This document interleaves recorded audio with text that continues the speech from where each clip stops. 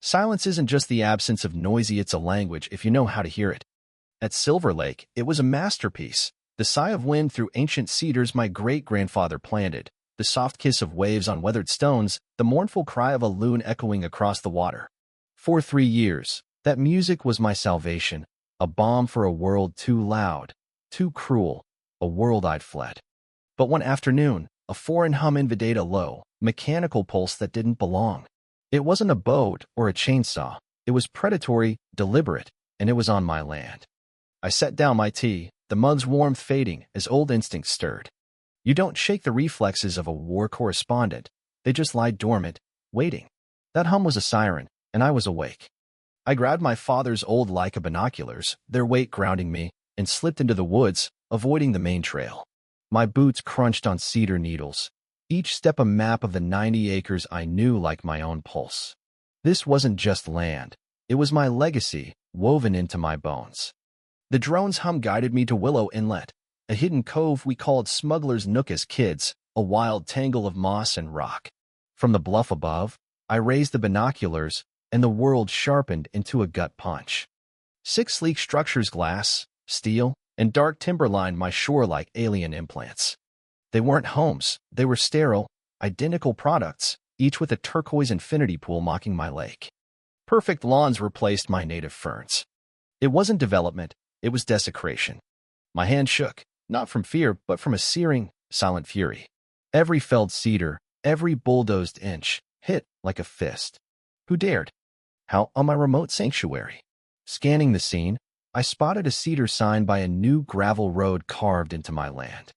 Its smug script read, Arcadia Cove, a Silver Shores elite community. Below, a phone number and the name Silver Shores Estates, the upscale HOA across the lake, led by a woman I'd met once at the general store, her smile as cold as her handshake. I dialed, fingers stiff. It rang once. Silver Shores Estates, Victoria Lang speaking, her voice smooth as glass, sharp as a blade. I steadied myself. MS. Lang, I'm Nathan Wells. Mr. Wells, she purred, all corporate polish, how may I assist you? I let silence stretch, forcing her to wait. Well, MS. Lang, I said, ice in my voice, you seem to have built 6 mansions in my backyard. A pause, then a tinkling laugh, dismissive as a swat. Oh, Mr. Wells, you're gravely mistaken. I ended the call, the hum gone, my pulse roaring. Mistaken? She'd gutted my land, my refuge, my family's soul, and called it a mistake. This was an error, it was war.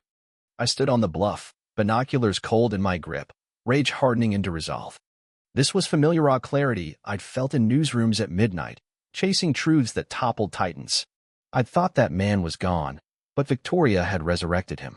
I trekked back, the scent of cedar grounding me, and sank into the porch's weathered rocker, my father's chair. Wars need purpose. Victoria's was greed, cloaked in charm.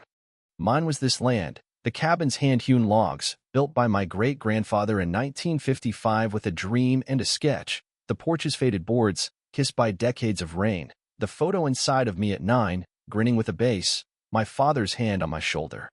He taught me to read the stars, to fish, to honor this place. Nathan, he'd said, we don't own this land, we guard it. I'd failed as its guardian, but I'd fight to reclaim it. Victoria's war wasn't new. I'd spent 20 years exposing corruption, city officials, cartels, CEOs. My last story broke a senator skimming disaster relief funds.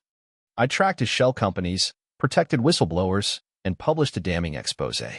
He fell, but the cost was steep. My source, a single mom, fled after her home was torched. My apartment was burgled, my tires slashed, a note left. We see you. The threats wore me down, not with violence, but with their quiet menace. Exhausted, I quit, sold my loft, and returned to Silver Lake for peace. Now, Victoria had brought the fight here. I entered my study, past shelves of war memoirs, and woke my old laptop, its glow a gateway to the world I'd fled. My fingers danced, pulling up Victoria Lang. Her public face was flawless. Charity boards, gala photos, a doting wife to a retired judge. But shadows lingered. Silver Shores Estates LLC's board was a clique of local power banker, developer, county planner. Their land grabs targeted pristine areas, rezoned with uncanny speed. Lawsuits against small owners vanished, silenced by cash. Victoria wasn't building homes. She was forging a dynasty, one stolen acre at a time. Yet, 6 cabins seemed too small for such risk. Trespassing and fraud could unravel her empire. Why bet so much on so little? The answer wasn't in her, it was in the land. I scoured geological records, old surveys, satellite thermal data I'd never unsubscribed from. Hours later, I found it, a vast, cold anomaly beneath my property, an unmapped aquifer, pure and massive, a treasure in a parched world. I emailed the data to a geologist friend, Clara, at MIT. Her reply was swift. Nate, this is a pristine water source, $1 billion find. Watch your back. The truth crystallized. The cabins were a ruse, a pretext to claim my land. The real prize was the aquifer, a fortune for bottling giants. Digging deeper, I found Elysian Springs LLC, buried in Victoria's shell companies, and a leaked memo pitching water extraction to Hydro Global, projecting obscene profits. This wasn't a land grab, it was a heist of nature itself. The siege began at dawn. My internet died, not a rural glitch, but sabotage. My provider found no issue. When it flickered back, my email was locked, flooded with fake, unhinged messages to regulators, branding me a lunatic. My rarely used social media posted a photo of my gate. Trespassers will be shot. Neighbors commented, alarmed. Then, a call from my father's friend, Ed Larson, furious about a voicemail in my voice low, threatening. Ed, I know you're with Victoria. Stay off my land, or I won't be responsible. It was a deepfake, chillingly perfect. That's not me, I pleaded, but Ed hung up. Victoria's hired tech, a digital assassin, was erasing my credibility, turning allies against me. Physical attacks followed. My skiff's engine failed mid-lake, its fuel line pinched. Should a warning. We can reach you. A dead crow appeared on my porch, its eyes like black mirrors. Then came Victor Kane, Silver Shore's security chief, a hulking ex-mercenary with a predator's stare.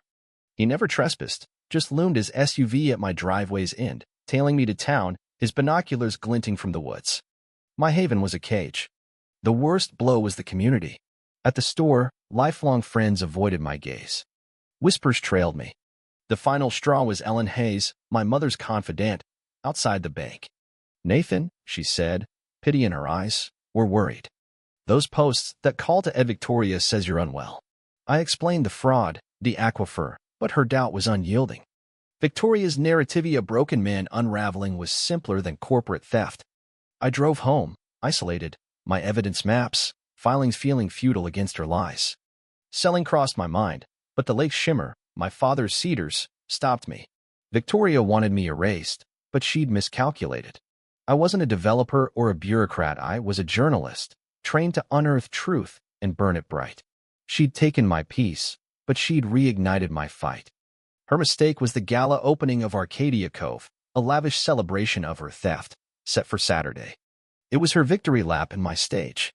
I worked relentlessly, sleeping in snatches, weaving my evidence deeds, drone footage, Elysian Springs filings into a damning story. Then, a call from a blocked number. Wells? It's Ethan Cole, their hacker. I'm drowning. She's talking about tying loose ends. I thought it was just a job. I have their unredacted Hydro Global deal, her emails with Kane. I'll send it if you protect me. I agreed. He delivered. Saturday's sky was cruelly clear. I blended into the gala crowd, suits, champagne, a harpist on stolen grass. Victoria, in ivory silk, glowed, charming a congressman. I texted Ethan, go. As Victoria spoke, welcome to Arcadia Cove, Silver Lake's future, the screen behind her flickered. My photo of the untouched cove appeared. Murmurs rose. A time-lapse of destruction followed, cedars falling, earth scarred. Victoria's smile cracked. My deed versus her forgery flashed, discrepancies in red. Elysian Springs filings, Hydro Global's memo, and her voice icy, damning. The land's a formality.